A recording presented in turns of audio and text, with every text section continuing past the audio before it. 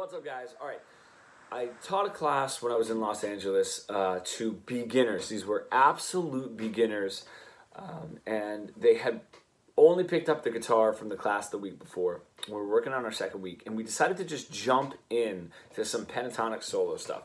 There isn't really a prerequisite for learning this kind of stuff, and it's great to learn right away, especially if that's the style that you want to play. You want to be able to play some rock and some blues and some guitar solos. It's really great to start, but getting into these concepts is awesome to do early, and all of these concepts can continue. And I'll kind of show you guys like building and how I did the class, how I structured the class. I would put up the video of the class, but it was like an hour, so I'm just trying to boil it down to doing like a beginner pentatonic lesson. So what happens when we're just thrown the scale, right? If we take this A minor pentatonic, is we're thrown this scale, right? And we think that we need to keep adding to it and doing more. And more and more and more, and then we get used to it, and then you know, this is like kind of my example of just like a solo that's going nowhere. You know what I mean? So before that even happens, before our hands are even ready to do that, I decided to start building with this class a little bit more of a vocabulary and how to put all of this stuff together. So this was what we did for you beginners.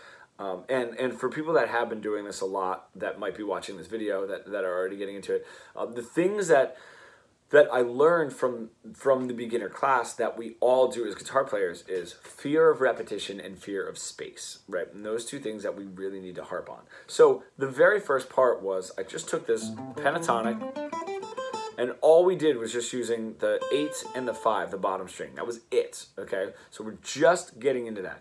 And I said, all right, you guys, here's my rhythm, right?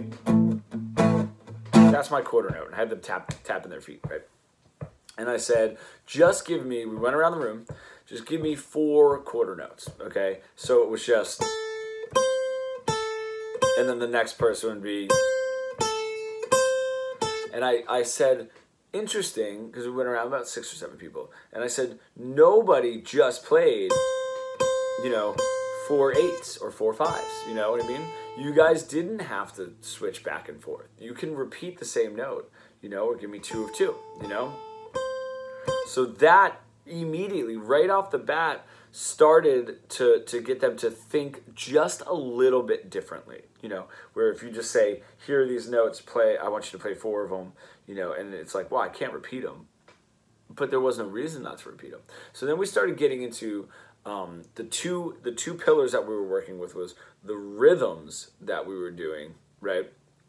And then the notes that we were doing. So we were just doing those two. So now I said, all right, you guys, you gave me the 4. We're gonna add the 8th notes in. So as you guys are tapping your foot, that is your quarter note. When you lift your foot up, 1 and 2 and 3 and 4 and. So you guys can give me some 8th notes. So I want you to mess around. Give me at least 2 quarter notes, at least 2 8th notes, right? So now they know that they can repeat. And they would do, all right, cool. So like 1 and 2 and 1. Right? And they get that rhythm down. And they'd notice, oh man, that's like that's starting to stick a little bit, right? There's a little bit of listenability, of something to as a listener to stick to, you know, in a sense. So then they started messing around with, I started saying like, all right, you guys, now what I want you to do is you guys can add those 8th notes, but they don't have to start on when your foot's down, okay? So, and this was like really, really difficult for a lot of people to do, is kind of said like 1 and 2 and 3 and 4 and 1 and 2 and 3 and 4 and, you know? And that really started pulling in this seemingly endless combo for them just on those 2 notes of the pentatonic, right? So we worked on that. So for you guys that are following along, that are really starting to get into, just work on that. Now, the goal with all of that is repeating 4 times. So this class was able to do this. You would be surprised at how I've even taught some some very advanced players that never learned any of this rhythmic structure, and their ability to repeat a rhythm, a simple rhythm 4 times was impossible. So that's all I would say is, guys, just repeat it 4 times. You know what I mean?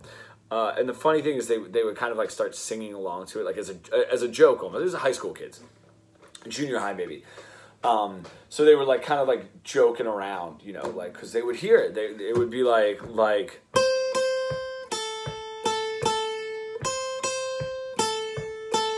right, and just having that familiarity, that thing that's kind of like a consistent, you know, would get the class kind of excited and start moving. So then I said, all right, that's a lot right there. We've got quarter notes, we've got eighth notes, right? You don't have to start on the downbeat. You start on the upbeat, and you are free to repeat any amount of notes that you guys want. Let's add the next 2. 8-5, 8-5, right? So now rhythm, right? We have the rhythm, quarter notes, eighth notes, all that stuff, and then we have a new combo of notes, or new notes, so four notes now. So they started working within those same parameters. So you guys can go ahead and kind of, you know, turn this video off and do a couple rounds of that, right? Now we started getting into the note choice, right? So now the rhythms are there, repeating rhythms are there, using some space, because what I did try to drill home was we're using space to make sure that that what we're playing is sitting, and then what we're playing again is almost separate, just like the way that we talk. So what I said was a really important thing to do now is, I don't care what notes you start on, I don't care how many notes you guys repeat, I want you to end on these notes. So this is what we started doing. This is when it started getting really awesome, and it was only an hour class. I said, all right, you guys, 4 notes, whatever combo you want, however you want to do it rhythmically. Let's see, can you repeat the rhythm?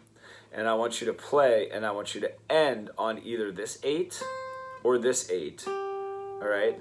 And then do the same rhythm and end on this 5, okay? So all it was kind of like 1, 2, 4. Oh, sorry guys, I had somebody reaching out. So yeah, I have my internet behind me. So you have this, check it out.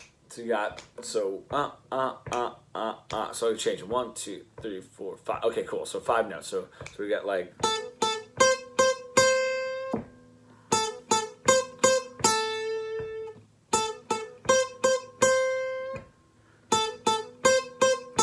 was like the first example that I would give. You're playing that first phrase, and then you're ending it on this 8. Then you're going to play the same phrase and end it right here. Now this starts changing because you almost have to pre-think this, right? When you start your phrase, you know how you're going to end it now. That is new than anything that we had done before. Now the reason is we're starting to get into note choice. So we have our rhythm, we have our repeating rhythm, but then we want to start adding in like, well, why are we playing these notes? Every note in this scale has a different function. You know what I mean? So it isn't going to just be random. So what I was teaching them now was getting into the call and the response of these phrases. And the call is sort of a question, you know?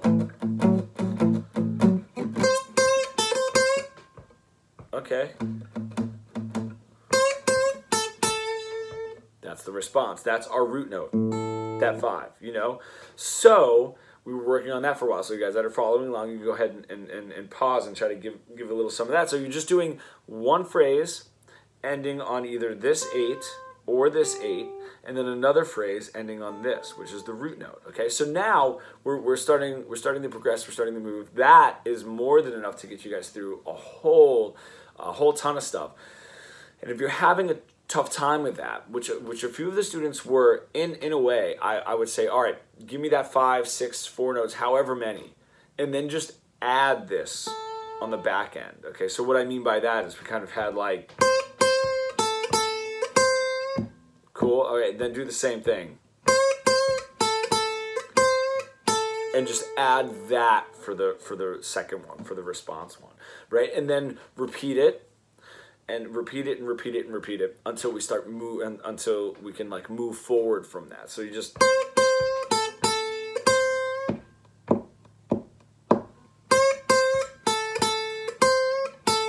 okay, give it to me again. And then same thing.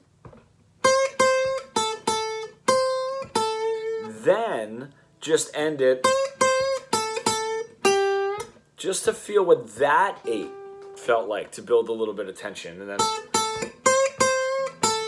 right, so this was, guys, I had a little interruption there, but now that we're kind of developing this stuff, I do have my students at this point doing 4 licks, but call, response, but the same call and the same response, right? Just like we did. So if it's, and then do the same thing,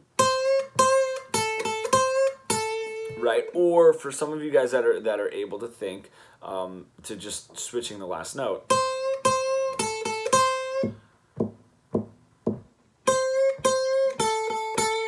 You know, something as easy as that. So they do those 4, and then switch to a completely different 4, and then a completely different 4, varying up the rhythms. Now, what starts to happen is the rhythms are varying, but at the drop of a hat. And this is really what you want to be able to do, is to be able to jump in and stick to a rhythm and then vary it, stick to a rhythm and vary it as you're kind of moving along, without having to think about it or pre-plan it. Now, from here, we can move to the other parts of the pentatonic. The tension notes that were the 8th fret on the bottom 2 strings, and a resolution note, which was the 5th fret. If we do, we're going to take the middle 2 strings now, okay? Our tension notes are 5th fret of the 3rd string, 5th fret of the 4th string, and our release note, our root note, is the 7th fret. So it's the same thing. Tension, and then resolution, or however you want to display it, but that is the same idea, right? Now we take the last 2. We've got a resolution note, and then this is the tension note. All right, so anything you want to do, tension, and then, all right.